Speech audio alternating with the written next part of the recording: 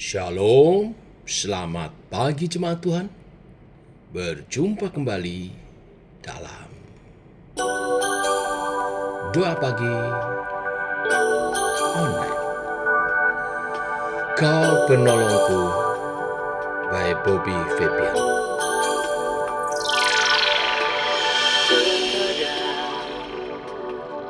Semua yang terjadi di dalam hidupku tak pernah sedetik pun terpikir olehku menghadapi masalah yang terberat dalam hidupku. Hampir ku putus asa, hilang pengharapan. Kau penolongku di dalam kesesakan,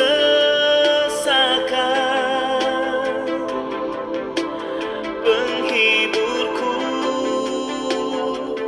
di dalam ketakutan.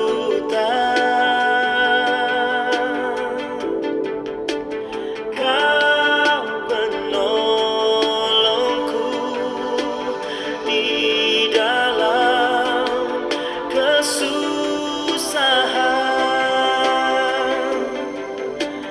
penghiburku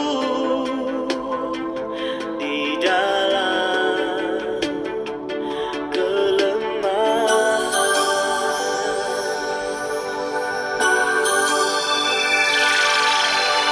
Bersyukur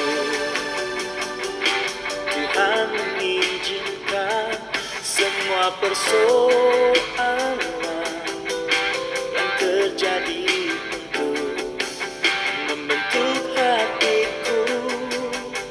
Namun yang percaya Tuhan turut bekerja untuk mendatangkan kebaikannya.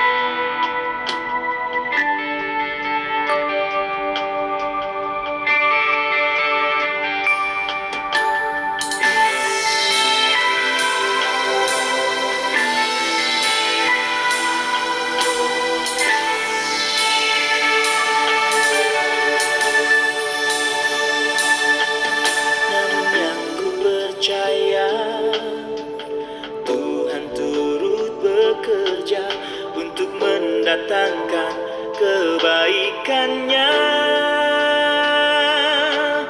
Oh, Kau penolongku di dalam kesesakan,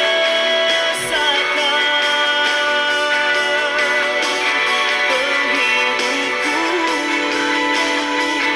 di dalam ketakutan.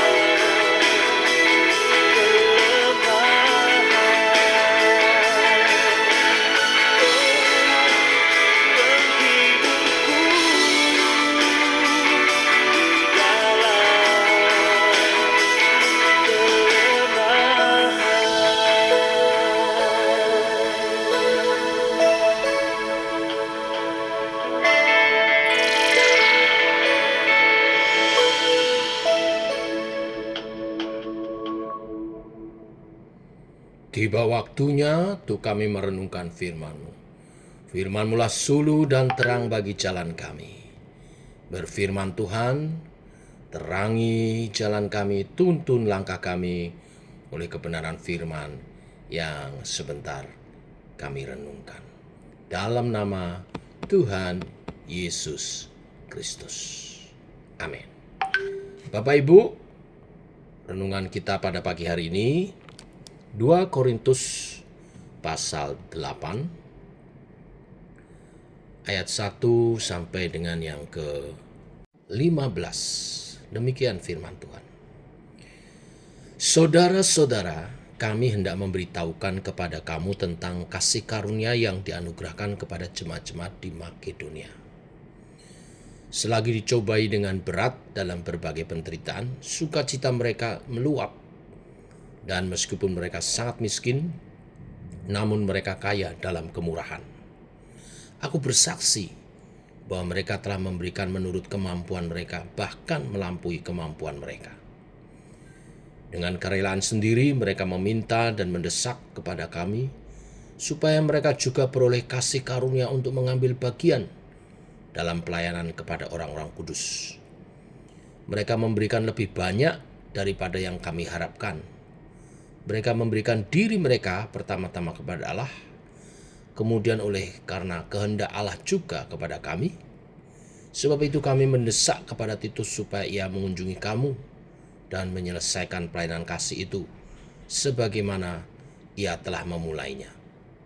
Maka sekarang sama seperti kamu kaya dalam segala sesuatu, dalam iman, dalam perkataan, dan dalam kasihmu terhadap kami, demikian juga hendaknya kamu kaya dalam pelayanan kasih ini. Aku mengatakan hal itu bukan sebagai perintah, melainkan dengan menunjukkan usaha orang-orang lain untuk membantu. Aku mau menguji keikhlasan kasih kamu, karena kamu telah mengenal kasih karunia Tuhan kita Yesus Kristus, bahwa Ia yang oleh karena kamu menjadi miskin, sekalipun Ia kaya, supaya kamu menjadi kaya oleh karena kemiskinannya. Inilah pendapatku tentang hal itu yang mungkin berfaedah bagimu. Memang sudah sejak tahun yang lalu kamu mulai melaksanakannya dan mengambil keputusan untuk menyelesaikan juga. Maka sekarang selesaikan jugalah pelaksanaannya itu. Hendaklah pelaksanaannya sepadan dengan kerelaanmu dan lakukan itu dengan apa yang ada padamu. Sebab jika kamu rela untuk memberi, maka pemberianmu akan diterima. Kalau pemberian itu berdasarkan apa yang ada padamu, bukan berdasarkan apa yang tidak ada padamu. Sebab kamu dibebani bukanlah supaya orang-orang lain mendapat keringanan, tetapi supaya ada keseimbangan. Maka hendaklah sekarang ini kelebihan kamu mencukupkan kekurangan mereka, agar kelebihan mereka kemudian mencukupkan kekurangan kamu, supaya ada keseimbangan. Seperti ada tertulis, orang yang mengumpulkan banyak tidak kelebihan, dan orang yang mengumpulkan sedikit tidak kekurangan. Amin. Sampai di sini pembacaan kita. Bapak Ibu, konteks daripada perikop yang kita baca adalah Paulus mengajak jemaat di Korintus untuk menyelesaikan pelayanan kasih, yaitu mengumpulkan dana untuk orang-orang kudus, hamba-hamba Tuhan di Yerusalem, di mana pada waktu itu Yerusalem sedang menghadapi kelaparan. Paulus malu bila mereka jemaat di Korintus tidak ikut ambil bagian atau melaksanakan hanya sekedarnya. Paulus tidak memaksa, tetapi dia memberi contoh dan memberi pengertian. Yang pertama, Paulus memberi contoh tentang pelayanan jemaat Makedonia, yang keadaannya secara materi mereka miskin, tetapi kaya dalam kemurahan karena mengambil bagian dalam pekerjaan pelayanan kasih ini. Mereka ikut mengambil bagian dalam pelayanan kasih, mengumpulkan dana bagi orang-orang kudus di Yerusalem. Dan Paulus menunjukkan contoh ini supaya jemaat di Korintus mengambil bagian lebih dari mereka, karena jemaat di Korintus itu jemaat yang kota besar yang cukup berada, kaya ya. Mereka di kota metropolitan. Jemaat Makedonia walaupun dalam dalam ujian berat, dalam kemiskinan sebab kekurangan, tetapi dapat melaksanakan pelayanan kasih ini. Artinya tidak ada alasan buat tidak melaksanakan pelayanan kasih. Seperti kisah janda miskin yang Tuhan Yesus pernah ajarkan, memberi dalam kekurangannya, mulia di pemandangan mata Tuhan. Rasul Paulus mengatakan mereka jemaat Makedonia memberi diri pertama-tama kepada Allah, lalu kemudian mengambil bagian dalam pelayanan kasih. Memang pelayanan kasih harus dimulai dengan penyerahan diri kepada Tuhan. Kalau diri belum diserahin, maka dompetnya sulit terbuka. Sebaliknya, bila hati telah diserahkan, maka dompet pun terbuka. Selanjutnya, Rasul Paulus memberi contoh teladan Kristus di ayat 9. Kamu telah mengenal kasih karunia Tuhan Yesus Kristus, yang walaupun ia kaya, menjadi miskin, supaya kamu menjadi kaya. Paulus memberi contoh Injil. Ini pusatnya. Kristus telah menanggalkan kemuliaannya di surga, lahir sebagai manusia di kandang, mati telanjang di kayu salib. Itu miskin yang paling ekstrim, saya katakan. Tujuannya bukan supaya kita jadi kaya raya secara keuangan, walaupun itu tidak salah, ya, tetapi kaya akan pengampunan, kaya karena kita sebagai dipulihkan status kita sebagai anak-anak Allah, waris surga. Kaya karena kita peroleh hidup kekal. Intinya Efesus 1 ayat 3, dia menjadi miskin supaya kita tidak binasa. Itulah kekayaan yang sesungguhnya. Kalau kita menyadari Tuhan sudah memberi semuanya untuk kita, masa kita tidak bisa memberi sebagian untuk Dia, untuk hamba-hambanya, untuk pekerjaan Tuhan, untuk mereka yang kekurangan dan membutuhkan. Terlebih bila kebutuhan itu untuk mendukung pekerjaan Tuhan, pelayanan. Lalu yang ketiga, Rasul Paulus mengajar tentang prinsip keseimbangan. Dengan kerelaan hati, bukan paksaan. Tuhan mau hati kita, bukan jumlah. Ayat 10-15 ya. Ayat 15, sebab jika kamu rela untuk memberi, maka pemberianmu diterima menurut apa yang ada padamu. Janda miskin di Lukas 21 ayat 2 memberi persembahan 2 peser. Dan itu dipuji oleh Tuhan karena dia memberi 100% dari kekurangannya. Sebaliknya orang kaya memberi kelihatannya jumlahnya lebih besar, tetapi dari kelebihannya. Jadi pemberiannya itu semacam sisa dari apa yang dia punya. Tuhan tidak memujinya. Jadi bukan masalah jumlahnya, tetapi memberi dengan rela.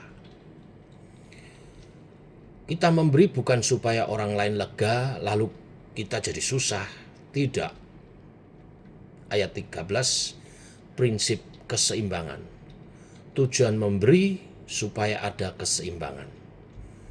Korintus kaya saat itu, dan Yerusalem sedang miskin saat itu. Nanti bisa sebaliknya, Gereja itu satu tubuh. Kalau satu menderita, seharusnya tubuh bagian yang lain juga ikut merasakan, bukan? Maka tubuh yang tidak sakit merawat yang sakit. Kalau tangan saya sebelah kanan mengalami luka, maka tangan kiri saya membalut luka itu. Saya oleskan obat supaya tangan kanan saya sembuh, dan ketika tangan kanan saya sembuh, tangan kiri saya juga akan berfungsi maksimal. Sebab apa yang dialami tangan kanan saya sebetulnya juga dialami tangan kiri saya. Karena gereja itu sama dengan satu tubuh, maka kita mesti saling menolong. Ada waktunya tangan kanan yang tersayat, sakit, ada waktunya tangan kiri. Kita mesti saling menolong. Itulah keseimbangan. Lalu Rasul Paulus mengutip Keluaran 16 ayat 18.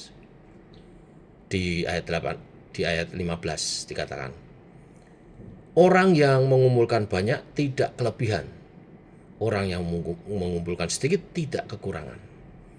Ini bicara ketika Allah memelihara bangsa Israel dengan mana yang turun dari surga. Allah memelihara umatnya. Jadi kalau kita melaksanakan pelayanan kasih Bapak Ibu, itu sama dengan percaya bahwa Tuhan sanggup mengganti. Tuhan sanggup mencukupi. Dengan memberi, kita tidak menjadi kekurangan. Dengan memberi justru membuktikan kita percaya, beriman bahwa Tuhan sanggup mencukupkan kita semua.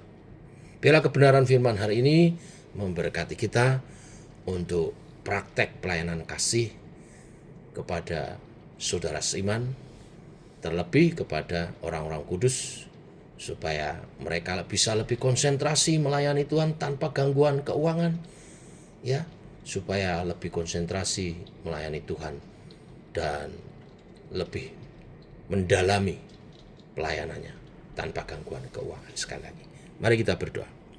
Bapa, kami mengucap syukur oleh kasih dan anugerah-Mu, rahmat-Mu baru. Demikian pagi hari ini, melalui renungan firman Tuhan, ajakan Rasul Paulus kepada jemaat Korintus untuk melaksanakan pelayanan kasih, menolong, membantu keuangan orang-orang kudus, hamba-hamba Tuhan di Yerusalem, supaya pekerjaan Tuhan lebih diluaskan, supaya hamba-hamba Tuhan ini, orang-orang kudus ini dapat lebih fokus akan tugas pelayanannya tanpa gangguan masalah keuangan, masalah kehidupan sehari-hari, sehingga mereka boleh mendalami firman, memberitakan firman, tidak kekurangan satu apapun. Pekerjaan Tuhan dilancarkan dan umat Tuhan dilayani dengan baik. Tuhan, ini menjadi contoh bagi kami untuk mengambil bagian dalam pekerjaan kasih, mendukung pelayanan hamba-hamba Tuhan. Demikian doa kami, dalam nama Tuhan Yesus kami berdoa, kami bersyukur. Amin. Demikian saudara doa pagi kita. Selamat pagi. Shalom.